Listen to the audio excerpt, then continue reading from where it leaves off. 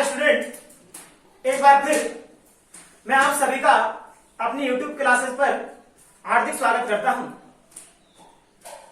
हमारा चल रहा है 12th क्लास का चैप्टर सेकंड, जिसके अंदर हम पढ़ रहे गाउस के नियम के अनुप्रयोग।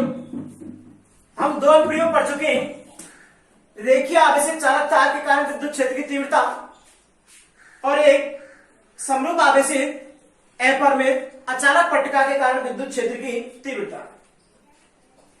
आज इस क्लास में हम स्टडी करेंगे समरूप आवेशित अपरिमेय चालक पट्टिका के कारण विद्युत क्षेत्र की तीव्रता।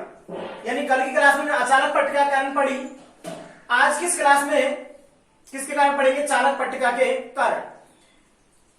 आप देखा करेंगे कि चालक पट्टिका के कारण विद्युत क्षेत्र की तीव्रता पढ़ते हैं तो उसमें हमें दो पॉइंट याद रखने हैं। नंबर एक तो क्या करते हैं हम कि जब चालक पट्टिका के कारण विद्युत क्षेत्र की तीव्रता निकालते हैं गाउस के नियम से, तो सबसे पहले दिशा का निर्धारण करते हैं। सबसे पहले किसका निर्धारण करते हैं? दिशा का। तो देखो भाई कि विद्युत क्षेत्र की दिशा निकालते हैं। सबसे पहले क्या निकालेंगे भाई? दिशा। कि समरूप आवेशित अपरिमेय चालक पट्टिका के कारण विद्युत क्षेत्र की तीव्रता की दिशा। तो देखो क्या करते हैं भाई, हम एक समरूप आवेशित एक चालक पट्टिका लेते हैं। समरूप आवेशित है यानी इसे समान आवेश देते प्लस क्यू। समरूप आवेशित है तो क्या करते हैं, इसे आवेश देते हैं तो उसके संपूर्ण पृष्ठ पर एक समान रूप से क्या होता है? वितरित हो जाता है। हमने कहा अपरिमित है, अपरिमित कर देते हैं, अनंत बढ़ा देते हैं इसे। उसका ही भाग लेते हैं अपरिमित चालक पट्टिका का ए बी सी डी। क्या भाग लेते हैं? A B C D. देखो क्या हुए कि चित्र अनुसार एक समरूप आवेशित चालक पट्टिका का भाग ए बी सी डी लेते हैं। समरूप आवेशित चालक पट्टिका का भाग ए बी सी डी लेते हैं। अब देखो उसके अंदर इसके मध्य बिंदु से स्मॉल आर दूरी पर इसके मध्य बिंदु क्या लेते हैं? ओ से स्मॉल आर दूरी पर एक भाग क्या लेते हैं? बिंदु पी, जिस पर क्या करते हैं? विद्युत क्षेत्र की तीव्रता।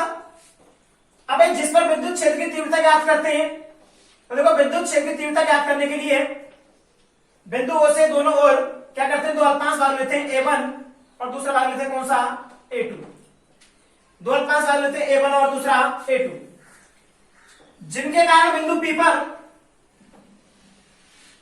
विद्युत क्षेत्र की तीव्रता क्रम से मान लेते हैं भाई DE1, इसके कारण कितनी मान लेते हैं?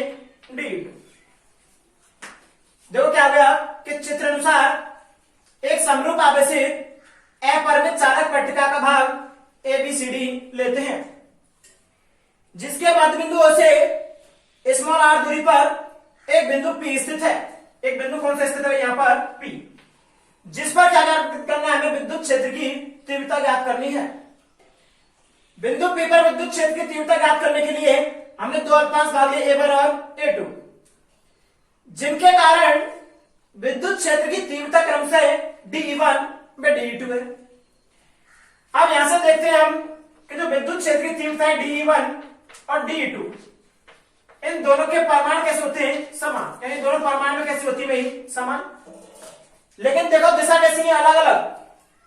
यानी यहां पर देखा हमने कि विद्युत क्षेत्र की तीव्रता DE1 व DE2 परिमाण में समान है, लेकिन दिशा में कैसी? भिन्न भिन्न। या दिशा कैसी इनकी? अलग अलग। इसलिए परिणामी विद्युत क्षेत्र ज्ञात करने के लिए इनके लंबवत व क्षैतिज घटक लेते हैं। इनके क्या करते हैं? लंबवत व क्षैतिज घटक लेते हैं। तो देखो पिछली डेरिवेशन में किया, उसी का बड़े में यहाँ पर लंबवत व क्षैतिज घटक लेते हैं।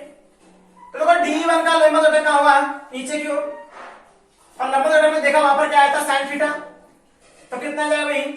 DE1 sine theta. इसका क्षैतिज घटक लेते हैं। इधर क्या आएगा? सर क्षैतिज घटक। क्षैतिज घटक कौन सा हो जाएगा भाई? cos थीटा आया था उसमें, तो क्या हो गया? DE1 cos theta. तो DE1 के लंबवत व क्षैतिज घटक हो गए DE1 sin थीटा और DE2 cos थीटा। इसी की तरह क्या करते हैं? DE2 के लंबवत व क्षैतिज घटक लेते हैं। तो लंबवत घटक ऊपर की ओर कितना हो जाएगा? d2 sin थीटा, और क्षैतिज घटक भी इसी दिशा में होगा, वो क्या हो जाएगा भाई d2 cos थीटा। हमने क्या किए, d1 और d2 के लंबवत पर क्षैतिज घटक लिए।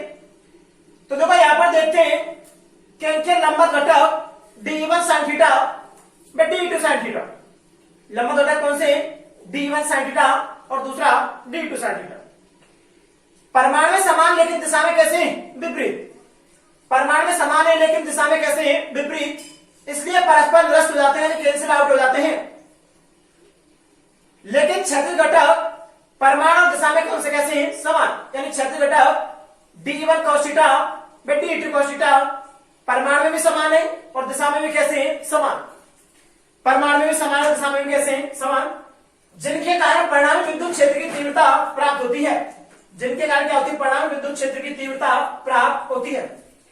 तो देखो इसकी भाषा एक बार दोबारा सुन लो कि भाषा कैसे लिखते हैं इसकी, कि चित्र अनुसार एक समरूप आवेशित चालक पट्टिका का भाग ए बी सी डी है, समरूप आवेशित चालक पट्टिका का भाग ए बी सी डी है, जिसके मध्य बिंदु से स्मॉल r दूरी पर बिंदु P है, जिस पर विद्युत क्षेत्र की तीव्रता ज्ञात करते हैं।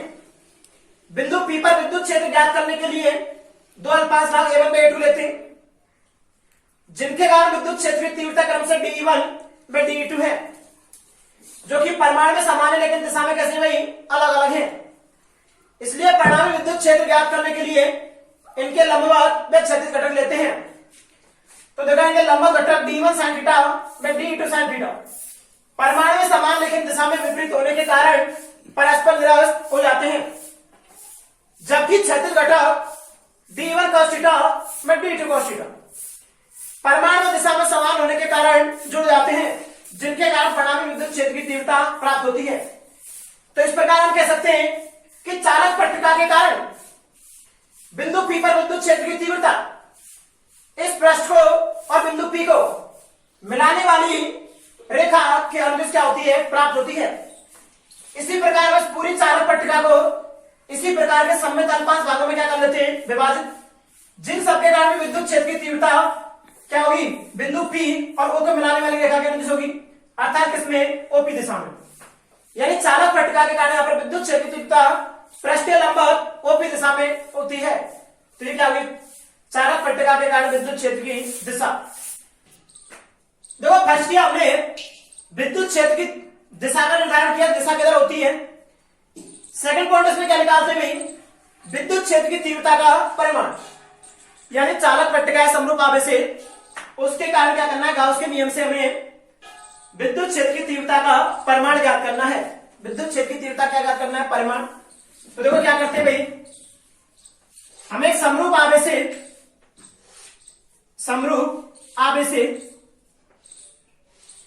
चालक पट्टिका लेते हैं। समरूप आवेशित क्या लेते हैं चालक पट्टिका। इस समरूप आवेशित क्या कर लेते हैं भाई चालक पट्टिका बना लेते हैं।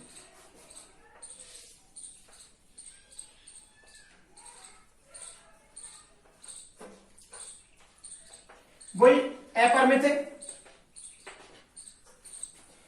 समरूप आवेशित है, इसे कितना आवेश देते हैं प्लस क्यू, जो कि उसके संपूर्ण पृष्ठ पर एक समान रूप से वितरित हो जाता है, जो कि इसके संपूर्ण पृष्ठ पर क्या होता है एक समान रूप से वितरित हो जाता है। हम जानते हैं भाई गाउस के नियम के अनुप्रयोग में हमने बताया कि गाउस के नियम में क्या होता है कि बंद पृष्ठ से निर्गत विद्युत प्लस या विद्युत क्षेत्र की तीव्रता निकालते हैं। तो क्या करते हैं भाई इसके अंदर एक बंद पृष्ठ की कल्पना करते हैं। इसके एक पृष्ठ पर क्या करते हैं हम बेलनाकार पृष्ठ की कल्पना करते हैं। हमने एक बंद बेलनाकार पृष्ठ की कल्पना की, जिसको 3 भागों में विभाजित करते हैं। ये S1 हो गया, ये S2 हो गया, इसका मध्य वाला भाग कौन सा मान लेते हैं S3, मध्य वाला भाग कौन सा मानते हैं S3। इधर देखते हैं भाई विद्युत क्षेत्र की दिशा कहां होगी इस दिशा में, ई वेक्टर भी दिखाई हमने। क्षेत्रफल सदिश भी कहां होगा इसी दिशा में, मान लें डी वेक्टर। S2 के अंदर भी विद्युत क्षेत्र की तीव्रता कहां होगी इधर, यानी ई बराबर कितना होगा 0, ई बराबर कितना होगा 0 और डी चालक के अंदर विद्युत क्षेत्र की तीव्रता कितनी होती है 0, तो ई बराबर कितना दिया 0। S3 पृष्ठ क्षेत्रफल अल्पांश लेते हैं डी वेक्टर। ये क्या होगा सर, क्षेत्रफल अल्पांश। विद्युत क्षेत्र की तीव्रता होगी, कौन कितना होगा 90, ये कह जाएगा भाई ई वेक्टर। देखो भाई ए बी सी डी। देखो इसकी भाषा लिखते हैं कि भाषा में क्या भाई कि चित्रानुसार एक समरूप आवेशित ए पर में चालक पट्टिका का भाग ए बी सी डी लेते हैं, जिसका क्षेत्रफल मान लेंगे कैपिटल ए, पृष्ठीय आवेश घनत्व सिग्मा, जिसका क्षेत्रफल कितना है कैपिटल ए तथा पृष्ठीय आवेश घनत्व कितना है सिग्मा। अब इस चालक पट्टिका के कारण विद्युत क्षेत्र की तीव्रता ज्ञात करने के लिए इसके एक पृष्ठ में क्या करते हैं, बेलनाकार पृष्ठ की कल्पना करते हैं, बंद बेलनाकार पृष्ठ की कल्पना करते हैं, जिसके 3 भागों में विभाजित किया, S1, S2 और S3। हम जानते हैं चालक के अंदर विद्युत क्षेत्र तीव्रता कितनी होती है, 0 बराबर कितने दिया 0। यहां देखा भाई हमने बाहर की ओर E1 विद्युत क्षेत्र दिशा होगी और क्षेत्रफल अल्पांश किधर ही होगा। जो वक्र पृष्ठ है उसमें क्या होगा, क्षेत्रफल अल्पांश ऊपर की ओर होगा, विद्युत क्षेत्र तीव्रता बाहर की ओर होगी। अब देखो क्या करते हैं, विद्युत क्षेत्र की तीव्रता गणना करते हैं किसके नियम से भाई, गाउस के नियम से। तो लिखते हैं भाई गाउस के नियम से, गाउस के नियम से। देखो गाउस के नियम से क्या होगा भाई, हम जानते हैं गाउस के नियम से बंद integration E vector dot D vector equal to कितना होता है, summation Q upon epsilon nought. हम इसको 3 प्रश्नों में तोड़ते हैं, S1, S2, S3 के लिए फॉर्मूले को। तो क्या करते हैं भाई, संपूर्ण बेलनाकार पृष्ठ के लिए, बेलनाकार पृष्ठ के लिए देखो भाई संपूर्ण बेलनाकार पृष्ठ के लिए इस फॉर्मूले के डिवाइड करते हैं कि बंद इंटीग्रेशन S1 ई वेक्टर डॉट कितना हो जाएगा डी वेक्टर प्लस बंद इंटीग्रेशन कितना हो जाएगा S2 के लिए वो ई वेक्टर डॉट कितना होगा डी वेक्टर प्लस S3 के लिए ई वेक्टर डॉट कितना हो गया डी वेक्टर इक्वल टू कितना है, टोटल आवेश कितना देख मान हमने Q या मान लेते हैं आवेश कितना प्लस Q, अपन कितना हो जाएगा एप्सिलॉन नॉट। अब देखो हम जानते हैं डॉट घटाते क्या आता है cos थीटा, डॉट घटाते क्या आता है cos थीटा। तो बंद integration S1 EDA cos theta plus बंद integration S2 EDA cos theta plus कितना होगा बंद इंटीग्रेशन क्या आ जाएगा S3 EDA cos theta equal to कितना हो जाएगा Q upon epsilon naught. Formula आ गया Q अपॉन एप्सिलॉन नॉट। अब अगर थीटा कोण देखते हैं किसके मध्य में, ई वेक्टर और डी वेक्टर के मध्य कोण है, तो देखते हैं भाई हम S1 के लिए, तो देखो अलग अलग लिख लेते हैं कि S1 पृष्ठ के लिए, अगला S2 पृष्ठ के लिए और लास्ट है भाई S3 पृष्ठ के लिए, S3 पृष्ठ के लिए। देखो भाई S1 पृष्ठ में ई वेक्टर में डी वेक्टर कैसे अनुदिश एक ही दिशा में, यानी ई वेक्टर में डी वेक्टर अनुदिश है, अनुदिश है। अतः थीटा बराबर कितना जाएगा भाई 0 डिग्री। S2 के लिए देखो दोनों की दिशा में, लेकिन ई बराबर कितना है 0 डिग्री भाई, ई बाई डी है, E vector by D vector समान दिशा में है, परंतु अंदर E बराबर कितना है 0। विद्युत क्षेत्र की तीव्रता कितनी भाई 0। S3 प्रश्न लेते हैं ई वेक्टर और डी वेक्टर कैसे लंबवत, देखिए भाई ई वेक्टर डी वेक्टर लंबवत है, लंबवत है, अतः थीटा बराबर कितना हो जाएगा 90 डिग्री। हम क्या करते हैं वैल्यू रखते हैं भाई यहां से S1 के लिए थीटा कितना है 0, बंद इंटीग्रेशन S1 E डी क्या हो जाएगा भाई cos 0 डिग्री प्लस S2 के लिए EDA cos E का मान कितना भाई 0, DA cos 0 प्लस S3 के लिए EDA cos कितना हो जाएगा 90 इक्वल टू कितना हो जाएगा भाई Q अपॉन एप्सिलॉन नॉट। देखो क्या करते हैं, cos 0 वैल्यू कितनी होती है भाई 1, e को बाहर निकाल लेते हैं, e को बाहर निकाल लिया बाद इंटीग्रेशन S1 कितना हो जाएगा dA प्लस में कितना हो गया 0, वो भी cos 90 0 बराबर कितना हो गया भाई Q upon epsilon not. D हमने कहा संपूर्ण क्षेत्रफल कितना हुआ, इसमें मतलब संपूर्ण पृष्ठ क्षेत्रफल कितना मान रखा हमने a, या प्रत्येक पृष्ठ क्षेत्रफल कितना मान रखा हमने a, तो e बराबर कितना हो जाएगा e a इक्वल टू कितना हो गया Q अपॉन एप्सिलॉन नॉट। कितना हो गया e a बराबर Q अपॉन कितना हो गया एप्सिलॉन नॉट। हम जानते हैं चूंकि पृष्ठीय आवेश घनत्व सिग्मा बराबर होता है Q अपॉन A, इसलिए Q बराबर कितना हो जाएगा भाई सिग्मा A। यहां से Q की वैल्यू रखते हैं, अतः E बराबर या E A इक्वल टू कितना होगा सिग्मा A अपॉन कितना एप्सिलॉन नॉट। A से क्या हो गया कैंसिल, E इक्वल टू कितना आ गया भाई सिग्मा अपॉन एप्सिलॉन नॉट। समीकरण नंबर कितना देंगे भाई इसको फर्स्ट। यह क्या निकला कि समरूप आवेशीय चालक पट्टिका के कारण विद्युत क्षेत्र की तीव्रता। आप देखो यदि सदिश रूप में लिखना चाहें तो सदिश रूप में देखो, सदिश रूप में देखते क्या होगा भाई कि E vector equal to sigma upon epsilon nought क्या कर देंगे एन के। समीकरण नंबर 2 जहां एन क्या क्या भाई एकांक सदिश, एन क्या एकांक सदिश। तो देखो भाई समरूप आवेशित चालक पट्टिका के कारण विद्युत क्षेत्र की तीव्रता का फॉर्मूला क्या है, E vector equal to sigma upon epsilon naught, या E vector equal to sigma upon epsilon naught कितना हो गया एन के। ये निकलता है अपने पास चालक पट्टिका के कारण विद्युत क्षेत्र की तीव्रता।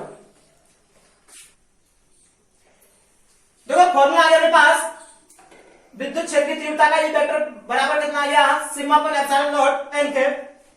अब यहां से हम ई बाय सिग्मा के मध्य ग्राफ देखते हैं कि ई बाय सिग्मा के मध्य आरेख, ई बाय सिग्मा के मध्य क्या देखते हैं आरेख। तो देखो क्या होगा भाई इधर लेते हैं सिग्मा पृष्ठीय आवेश घनत्व, यहां पे विद्युत क्षेत्र की तीव्रता ई वेक्टर। देखो दोनों में संबंध किसका होगा समानुपाती का, दोनों बराबर है। समानुपाती के लिए ग्राफ कैसे प्राप्त होता है सीधी रेखा।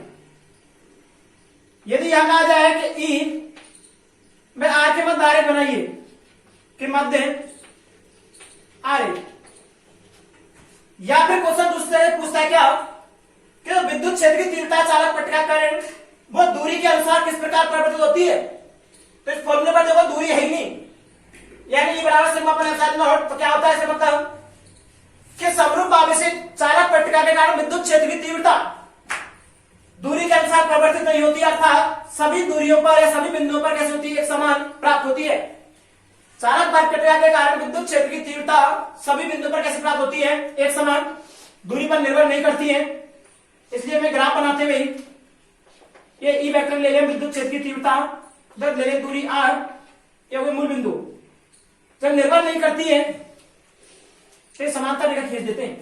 देखो दूरी का मान कितना भी परिवर्तित करें तो विद्युत क्षेत्र की तीव्रता का मान भी परिवर्तित नहीं होगा। इसका मतलब क्या है कि जो चालक पट्टिका के कारण विद्युत क्षेत्र की तीव्रता होती है वो दूरी पर निर्भर नहीं करती है। देखो क्वेश्चन एक चालक पट्टिका पर के ए पर में चालक पट्टिका पर पृष्ठीय आवेश घनत्व 4×10⁻⁶ कूलम अपॉन मीटर स्क्वायर या कूलम मीटर सेकंड स्क्वायर। तो देखो इधर भाई गिवन दे क्या रखा है वो लिखते हैं। पृष्ठीय आवेश घनत्व सिग्मा बराबर दे रखा है 4 × 10⁻⁶ coulomb metre inverse square inverse.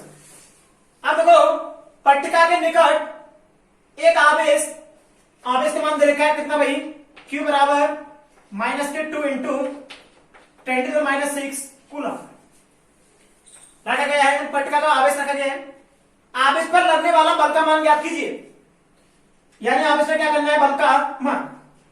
तो देखो क्या लिखते हैं भाई, हम जानते हैं चालक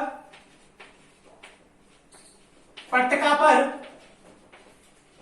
या चालक पट्टिका के कारण विद्युत क्षेत्र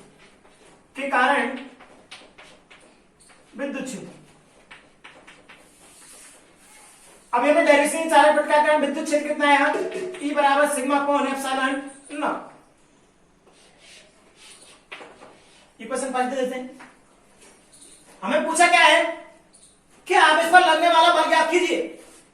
तो देखो हम क्या जानते हैं भाई, विद्युत क्षेत्र में आप इस पर बल, विद्युत क्षेत्र में आप इस पर बल, देखो विद्युत क्षेत्र में आप इस पर बल कितना लगता है बराबर QE। हमने फर्स्ट चैप्टर में पढ़ा कि यदि Q आप इस विद्युत क्षेत्र में से होता है तो उसमें बल F बराबर कितना होता है QE। हम क्या करते हैं E का मान रखते हैं समीकरण 1 से मान रखने पर, समीकरण 1 से मान रखते हैं तो क्या होगा भाई, E का मान रखते हैं तो F इक्वल टू Q तो है, E का मान रखते हैं कितना सिग्मा अपॉन एप्सिलॉन नॉट। तो Q सिग्मा अपॉन कितना हो गया एप्सिलॉन नॉट। अपने पास Q की वैल्यू है, सिग्मा की वैल्यू, दोनों की मान रख देते हैं। F इक्वल टू Q की वैल्यू कितनी है -2 इंटू कितनी जाएगी 10 टू द पावर माइनस कितनी है 6। लेकिन हमें क्या लेना है, परमाणु लेना है केवल इंटू 4 इंटू कितना होगा 10 टू द पावर माइनस कितना जाएगा भाई 6 upon epsilon nought. Epsilon nought की वैल्यू जानते हैं कितनी होती है भाई 8.85 into 10 to the power minus 12। तो देखो क्या हुआ, F इक्वल टू 2 इंटू 4 कितना होगा 8 इंटू कितना होगा 10 टू द माइनस 12 अपॉन नीचे कितना होगा 8.85 इंटू 10 टू द माइनस 12। ये 12 से 12 भाग कैंसिल हो जाएगी। F इक्वल टू 8 अपॉन कितना आएगा 8.85। इसको जब हम भाग देते हैं तो ये आता है 0.903 और बल निकाला, बल का मात्रा क्या होगा न्यूटन। तो जो आवेश होगा 2 × 10⁻⁻⁶ उस पर बल कितना लगेगा F बराबर 0.903 न्यूटन।